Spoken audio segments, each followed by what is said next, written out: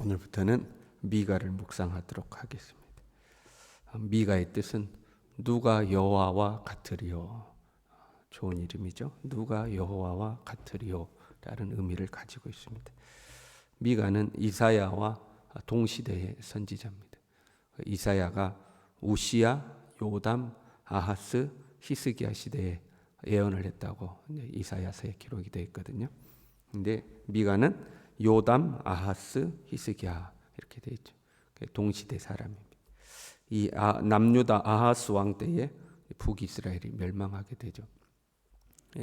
북이스라엘이 멸망하는 걸 보면서 남유다를 향해서 또 미가는 북이스라엘에 대해서도 예언을 같이 하고 있습니다. 이사야가 남긴 책 이사야서의 분량이 10분의 1도 채 안 됩니다. 그럼에도 불구하고 이사야만큼이나 명확하고 호소력이 있다고 해서 작은 이사야로 불리우는 책이 이제 미가서입니다. 내용도 비슷한 부분들이 많이 있습니다. 우리 미가 1장 2절에 백성들아 너희는 다 들을지어다 땅에 거기 있는 모든 것들아 자세히 들을지어다 이렇게 시작하잖아요. 이사야도 이사야 1장 2절에 보면 하늘이여 들으라 땅이여 귀를 기울이라 이렇게 시작을 합니다. 비슷한 부분들이 있어요. 미국의 카터 대통령이 취임을 할 때 미가서 6장 8절의 말씀에 손을 얹고 선서를 했다고 되어 있습니다. 여호와께서 내게 구하시는 것이 오직 공의를 행하며 인자를 사랑하며 겸손히 내 하나님과 행하는 것 아니냐 하는 그 말씀에 손을 얹고 선서를 했다고 그럽니다.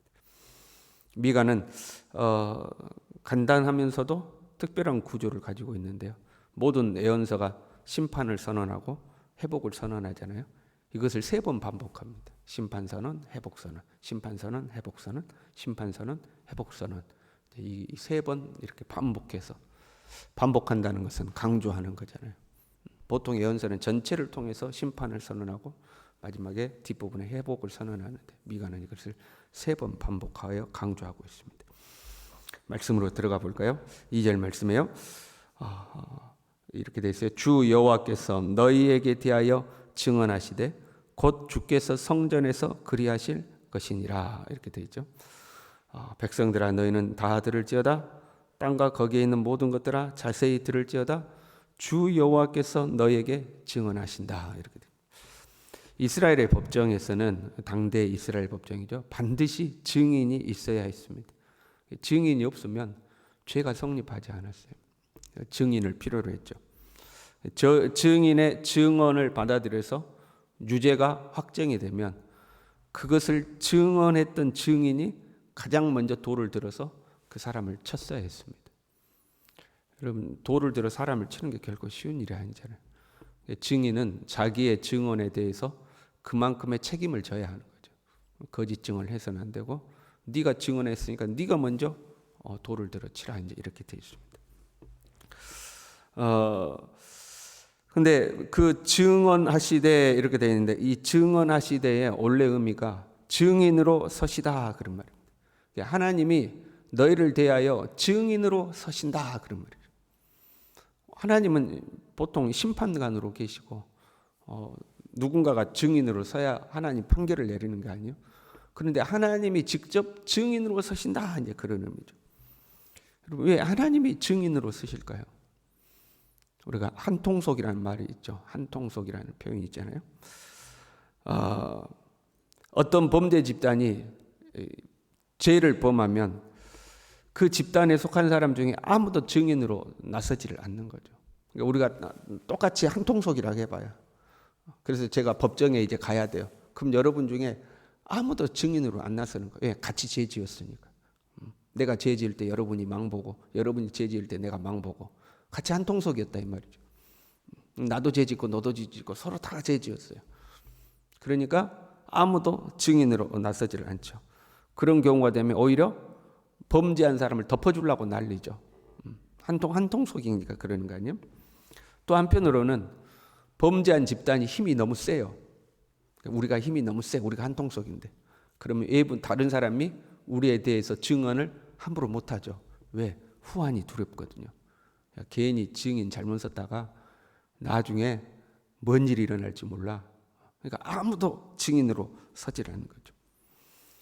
이스라엘과 에루살렘이, 북이스라엘과 에루살렘이 남유다가 타락해서 그들을 고발하고 그들의 제약에 맞설 사람이 아무도 없는 거예요. 괜히 잘못했다가는 난리가 나는 거죠. 아니면 한통속이거나, 자기들도 한통속이거나, 아니면 권력자들이 범죄했는데 힘이 너무 세니까 아무도 나서서 증인을 설 수가 없는 거죠. 그러니까 하나님께서 친히 증인으로 나선다. 이제 이런 의미예요. 우리 주변에 못된 사람이 있어요? 하나님을 두려워하지 않고 사람을 무시하는 사람이 있다고 해봐요. 그러면 누군가가 나서서 따끔하게 충고해야 되지 않겠어요? 당신이 옳지 않습니다. 하나님 앞에 옳지 않습니다. 하고 말을 해요. 그런데 그런 충고를 하면 난리가 나는 거예요, 그 사람. 네가 뭔디 나한테 그러냐? 내가 뭘 잘못했다고 그러냐? 따져 묻고 나한테 사과해라. 나는 하나님 앞에 올바른 말을 당신한테 전했다. 새벽 3시고 4시고 전화를 해가지고 따져 묻고 막 난리가 나요. 그럼 아무도 그 사람에게 충고를 하지 않아요. 그러잖아요. 나중에는 삐져가지고 등을 돌리고 어디 가서 이제 나를 모함하고 험담하고 욕하고 막 다녀. 그럼 아무도 그 사람에 대해서 충고를 하지 않잖아요. 교회에서도 그런 경우들이 있잖아요. 교회 나왔다가 설교 말씀을 듣는다거나 어떤 성경 공부를 한다거나 그러다가 그 말씀에 부딪힌 거죠. 삐지면 어떻게 해요? 또 교회 안 나오는. 내가 교회 안 다닌다. 나들으라고 설교를 했다. 뭐 하라고 했다. 막 그러면서. 그것보다 더 나쁜 사람이 있어요. 목사님, 아무개가요. 목사님 설교 듣다 상처받아가지고 교회 안 나온대요. 가서 목사님이 사과하세요. 그런 사람들도 있어요. 우리 교회는 없어요. 근데 그런 경우 많이. 또 목사님들이 가서 쩔쩔매고 아이고 내가 집사님 들으라고 하는 소리가 아니고 또 얼레고 달래고 그래도 어찌됐든 상처가 됐다니까 죄송합니다. 그래갖고 하는 거예요. 여러분 우리 교회는 그런 경우가 있으면 안 되겠죠. 예수님이 말씀 전해놓고 상처받았다고 그러니까 찾아가서 미안하다고 그러십니까? 그러지 않잖아요. 본인이 하나님 앞에 하나님의 말씀 앞에 무릎을 꿇어야 되는 거죠. 그런데 막 그런 사람이 있어. 막 꼬라지가 속된 표현으로 개떡 같은 사람이 있어요. 아무도 말을 못 건네. 아무도 말을 못해. 잘못 가면 큰일 나니까. 그런 사람들은 또 어디 가면 자신 있게 얘기해. 내가 누군지 알아. 누가 나한테 함부로 말도 못 걸어. 나한테 말 함부로 했단 봐봐. 내가 가만 안 두지. 또 그걸 또 자랑스러워하는 사람이 있는 거죠. 이런 존재들에 대해서는 옆에서 아무도 충고도 안 하고 조언도 안 하고 증인도 함부로 못 쓰는 거죠.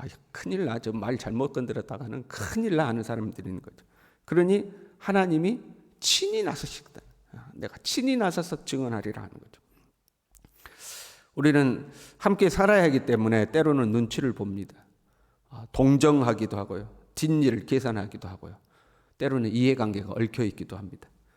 그런데 하나님은 정확하십니다. 그래서 우리는 말을 아낄 때가 많고 감춰줄 때가 많고 그냥 입을 다물 때도 많고 모른다고 부인할 때도 많고 그렇잖아요. 그런데 하나님은 정확하시죠. 정확하게 증언하시는 거죠. 많은 사람들이 자기 자신을 속이고 사는 경우가 많습니다.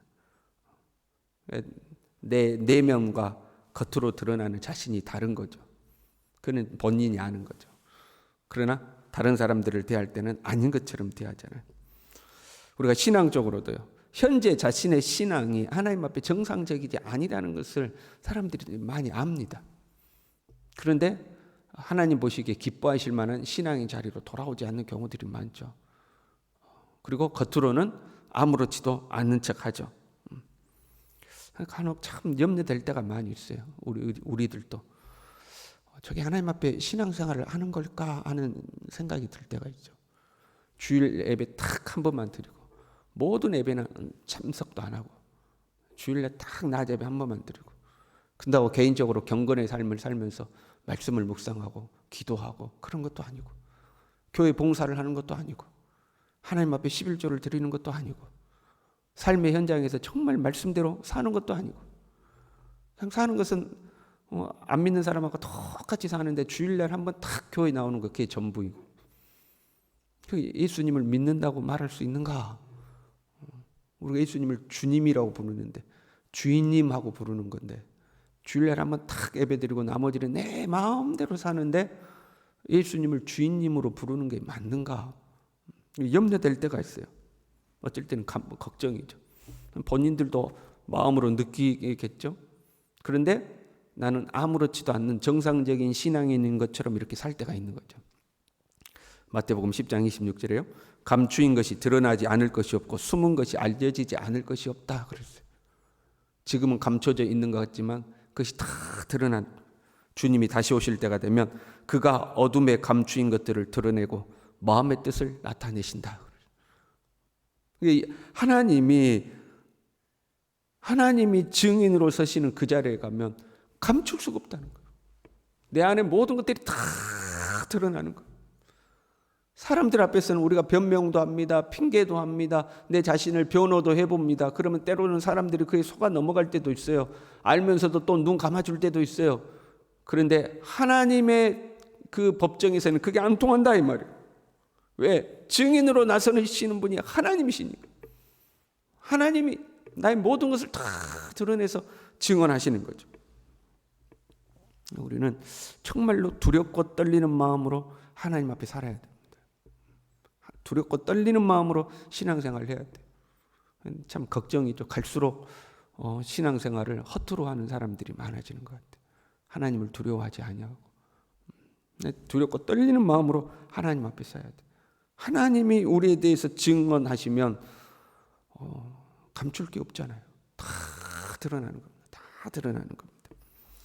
하나님께서 주 여호와께서 너희에 대하여 증언하시다는 게 증인으로 나서시는데 곧 주께서 성전에서 그리하실 것이라. 성전에서 증인으로 나신다고 그랬어요. 여기서 성전은 그의 거룩한 궁전 그런 말입니다. 지상의 성전보다는 하늘의 성전을 의미하는 단어입니다. 하나님께서 온 땅을 두루 감찰하시는 그 하늘 성전, 하늘 궁전, 하나님께서 온 세상을 심판하시는 그 하늘 성전을 의미하는 단어예요. 하나님께서 하늘 법정에서, 지금 하늘의 법정을 말해요. 하늘 법정에서 친히 증인으로 나서셔서 사마리아와 예루살렘에 대해서 증언하시는 거죠. 그리고 이 하늘 법정에서 선고가 떨어지는 거죠. 재판이 이루어지고 정식 재판이 이루어지고 하나님께서 친히 증인으로 나서서 죄를 고발하시고 그러면 이제 선고가 떨어지죠. 그러면 땅에서 심판이 진행이 되는 거죠. 그래서 3절에요. 여호와께서 그의 처소에서 나오시고 강림하사 땅의 높은 곳을 밟으실 것이라. 이때는 하나님께서 심판자로서 등장을 하시는 거예요. 하늘 법정에서 재판이 이루어지고 나면 하나님께서 심판자로 이 땅에 강림하신다. 이렇게 되어 있는 거죠. 여러분, 우리에 대한 심판이요, 하늘 궁전에서 시작됐을지도 몰라요. 땅에서 별일 없다고 우쭐거리면 안 되는 거예요. 하늘 법정에서는 재판이 시작됐고, 나에 대한 재판이 시작됐고, 나에 대해서 하나님이 증인으로 나서셔서 아무개는 이러이러하다, 유죄 확정을 내리셔야 됩니다 하고 증인으로 나서셔서 하늘 법정에서 판결이 이루어지면 이 땅에서 하나님의 심판이, 나를 향한 심판이 시작되는 거죠. 자, 오늘 하늘 법정에서 우리 자신에 대한 재판이 시작된다고 생각해봐요. 증인은 누가 나서요? 하나님이 친히 우리의 증인으로 나서시는 거죠. 하나님이 나에 대해서 뭐라고 증언하실까? 하나님은 욥에 대해서 이렇게 증언하셨어요. 네가 내 종 욥을 주의하여 보았느냐? 그와 같이 온전하고 정직하여 하나님을 경외하며 악에서 떠난 자는 세상에 없느니라. 하나님이 욥에 대해서 이렇게 증언하셨어요. 그러니까 사단이 우리를 고소해가지고 하나님, 아무개 집사, 아무개 권사, 아무개 목사, 장로 벌을 받아 마땅합니다. 사단이 우리를 고소할 때 하나님이 우리의 증인으로 나서셔서 네가 내 종 욥을 보았느냐? 그와 같이 온전하고 정직하여 하나님을 경외하며 악에서 떠난 자는 세상에 없느니라. 여러분, 이런 증언을 받아야 되지 않겠습니까? 네가 김 집사를 보았느냐? 네가 내 종 이 집사를 보았느냐? 권사를 보았느냐, 장로를 보았느냐, 목사를 보았느냐. 그와 같이 온전하고 정직하여 하나님을 경외하고 악에서 떠난 자가 없다. 하나님이 그런 증언을 해야 되지 않겠습니까? 그런데 하나님이 나서셔서 아무개는 이런 죄가 있고 이런 죄가 있고 이런 죄가 있고 사마리아와 예루살렘을 하나님이 고소하듯이 고발하듯이 그러면 안 되겠지 않습니까?